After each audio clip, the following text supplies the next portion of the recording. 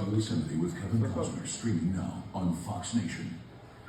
Oh, the Super Bowl is truly a global event. More fan viewing parties and time zones around the world each year. From the Chiefs in Monterrey, Mexico, and the Eagles in Accra, Ghana, to cities that will host NFL games. I didn't know you were doing it. Whether staying up late or tuning in early Monday morning, it's awesome to see the growth of passionate NFL fans globally. Here's how it's changed, right? You're talking about the NFL Championship, 67. There was one country. That was 195 countries. The a little bit more, too. 40,000, 8 million, so $8 million for an ad. I'd say a lot of pennies for that. So the Eagles defense gets that early start. Now back to the offense of 24-0. Saquon Barkley, the run game is at a hard time getting going.